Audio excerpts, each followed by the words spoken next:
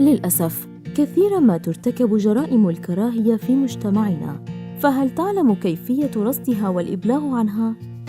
تبدأ جرائم الكراهية في بعض الأحيان بشيء نسميه حادث الكراهية، ويعتبر حادث الكراهية عملاً من الأعمال العدائية التي ترتكب لأسباب تتعلق بالإعاقة أو العرق أو الدين أو التحول الجنسي أو الميل الجنسي، كما تعتبر الإساءة اللفظية أو التهديد بالعنف أو التنمر أو الترهيب أو الإساءة عبر الإنترنت بعضاً من الأنواع العديدة لحوادث الكراهية. أما في حال ارتكاب جريمة جنائية يتحول حادث الكراهية إلى جريمة كراهية، فالجريمة الجنائية هي فعل يمثل انتهاكاً للقانون، ويمكن أن يتضمن جرائم مثل الاعتداء أو التحرش أو الضرر الجنائي أو الرسائل التي تعبر عن الكراهية. إذا كنت تعتقد أنك شاهدت إحدى جرائم أو حوادث الكراهية أو وقعت ضحية لها، فمن المهم جداً أن تبلغ الشرطة بذلك، وسيتعامل الضباط مع بلاغك بكل جدية وسيساعدونك لتشعر بالأمان،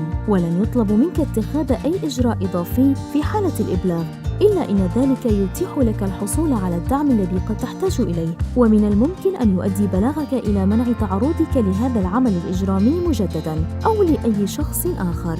هذا وتتسم عملية الإبلاغ عن إحدى جرائم الكراهية أو حوادثها لشرطة الساوث ويلز بالسهولة واليسر، وفي حال لم يكن الأمر طارئاً يمكنك الاتصال برقم 101 والتحدث مع عاملي هواتف مراكز الخدمة العامة المدربين تدريباً عالياً. أما في حالات الطوارئ ينبغي لك الاتصال على رقم 999. كما يمكنك أيضاً زيارة قسم الشرطة المحلي لديك أو التحدث مع أحد الضباط أو أحد ضباط شرطة دعم المجتمع المسؤولين عن الدورية، أو يمكنك الإبلاغ عن الحادث عبر الإنترنت. وإذا قمت بالإبلاغ سيقوم أحد الموظفين لدينا بالتواصل معك لمعرفة المزيد من التفاصيل حول الحادث، كما سيتم أيضاً تعيين أحد الضباط المتخصصين في جرائم الكراهية لحالتك حتى يوفر لك الطمأنينة والدعم والمشورة. وبمجرد اكتمال تحقيقاتنا يمكنك إخبارنا بالطريقة التي تود المتابعة من خلالها. بالإضافة إلى ذلك يمكننا جعلك على اتصال بالخدمة المحلية الأخرى مثل خدمة دعم الضحايا التي يمكنها تقديم العون والمساعدة. إذا كنت تعتقد أنك رأيت إحدى جرائم أو حوادث الكراهية فتفضل بإبلاغنا عنها حتى لو لم تكن متأكداً.